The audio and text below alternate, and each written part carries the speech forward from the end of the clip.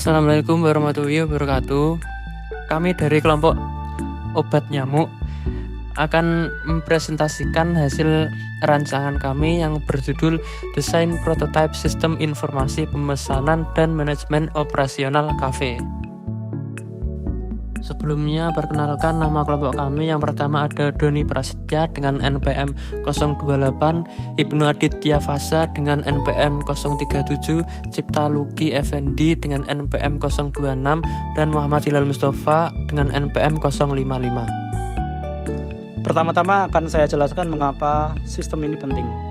Alasan pertama adalah tantangan operasional kafe saat ini yang memiliki poin yaitu antrean yang panjang, kemudian kesalahan pencatatan pesanan. Dikarenakan di beberapa kondisi tentunya sebuah kafe akan sangat ramai yang akan memungkinkan karyawannya melakukan kesalahan. Kemudian kesulitan manajemen stok manual. Dengan adanya sistem ini, maka sistem manajemen akan menjadi jauh lebih mudah. Kemudian juga pelaporan penjualan yang tidak efisien. Alasan yang kedua adalah peluang digitalisasi. Kebutuhan akan sistem yang terintegrasi untuk meningkatkan efisiensi operasional dan juga pengalaman pelanggan. Dan alasan yang terakhir adalah solusi yang kami tawarkan. Solusi yang kami tawarkan adalah sistem informasi berbasis digital yang akan mempermudah pemesanan dan juga manajemen operasional. Kemudian akan saya jelaskan mengenai informasi pemesanan dan manajemen operasional kafe. Berikut gambaran umum untuk sistem yang kami buat. Yang pertama, sistem ini terintegrasi untuk mengelola alur pesanan dari pelanggan hingga proses di dapur atau kasir dan juga manajemen stok. Kemudian dirancang untuk 4 aktor utama. Yang pertama adalah pelanggan, yang kedua admin atau kasir, yang ketiga manajer atau pemilik, dan yang terakhir adalah karyawan dapur. Kemudian gambaran umum yang ketiga adalah tujuan utama. Tujuan utama kami adalah untuk meningkatkan kecepatan layanan, akurasi pesanan, dan efisiensi manajemen kafe. Selanjutnya akan saya jelaskan mengenai use case diagram dari sistem ini.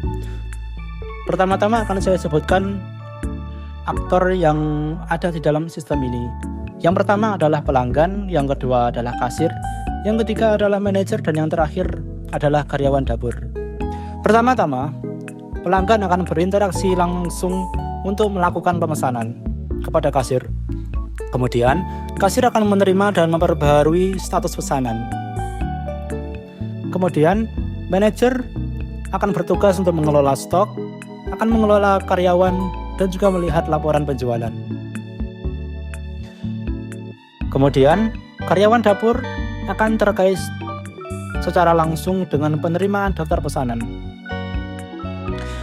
Kesimpulannya, semua aktivitas terekam dan dapat dilihat dalam laporan penjualan. Selanjutnya pada bagian flowchart. Di sini dijelaskan alur pemesanan makanan, yaitu ada aktor-aktor utamanya. Ada 4 bagian, yaitu yang pertama ada pelanggan, kasir, manajer, dan karyawan dapur. Lalu ada pelanggan yang berinteraksi langsung untuk melakukan pemesanan. Kemudian kasir yang menerima dan memperbarui status pemesanan. Lalu manajer yang bertanggung jawab dan mengelola stok, data karyawan, dan laporan penjualan. Dan yang terakhir ada karyawan dapur yang menerima daftar pesanan dan menyiapkan makanan. Nah, flowchart ini menunjukkan proses dimulai dari pelanggan yang membuka menu, kemudian memilih makanan, dilanjutkan dengan sistem memproses pesanan, dan diteruskan ke kasir atau dapur sesuai alurnya. Setelah pesanan selesai diproses, makanan disajikan kepada pelanggan. Oke, selanjutnya pada bagian desain prototype customer.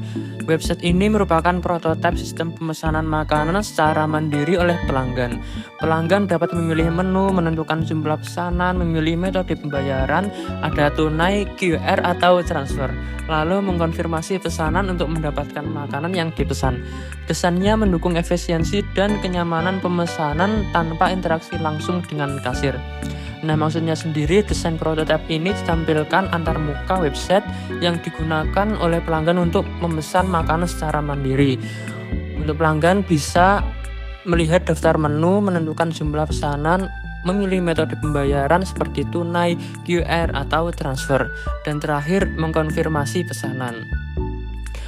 Untuk prototipe ini tujuannya adalah untuk meningkatkan efisiensi dan kenyamanan pelanggan dalam melakukan pemesanan tanpa harus interaksi langsung dengan kasir. Nah, ini sangat bermanfaat untuk mengurangi antrian dan mempercepat pelayanan di tempat makan seperti kafe ataupun restoran.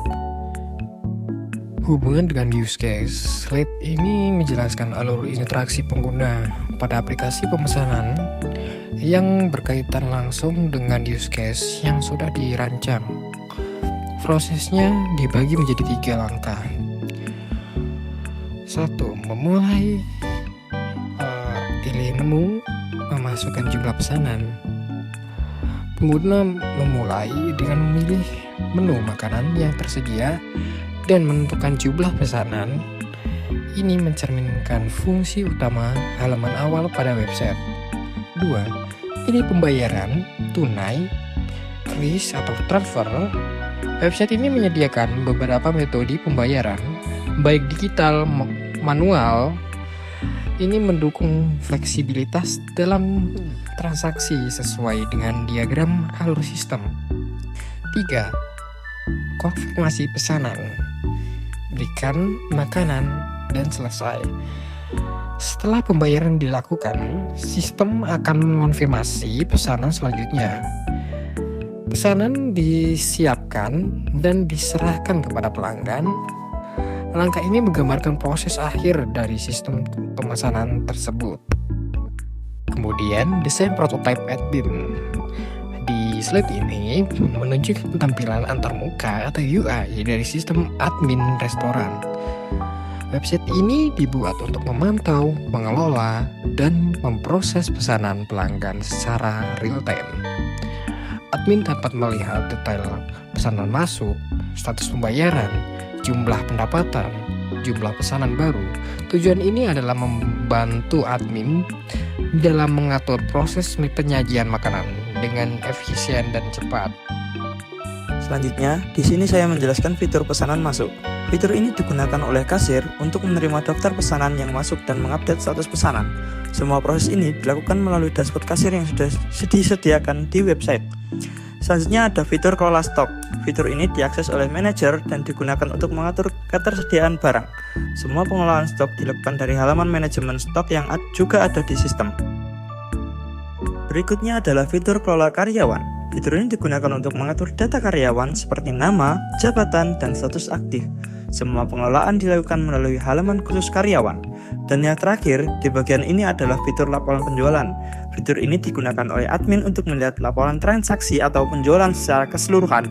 Data yang ditampilkan bersifat ringkas dan bisa dijadikan acuan untuk evaluasi penjualan. Jadi, dari penjelasan fitur-fitur tadi, bisa kita lihat bahwa setiap elemen dalam sistem ini sudah saling terhubung sesuai alur kerja yang ada di flowchart. Tujuannya jelas, yaitu untuk mempermudah proses operasional, mempercepat pengambilan keputusan, dan memastikan semua data dikelola secara terpusat dan efisien. Dengan sistem yang terintegrasi seperti ini, diharapkan aktivitas bisnis bisa berjalan lebih rapi, terkontrol, dan minim kesalahan. Sekian dari kelompok kami. Terima kasih, dan apabila ada salah kata, kami mohon maaf sebesar-besarnya. Wassalamualaikum warahmatullahi wabarakatuh.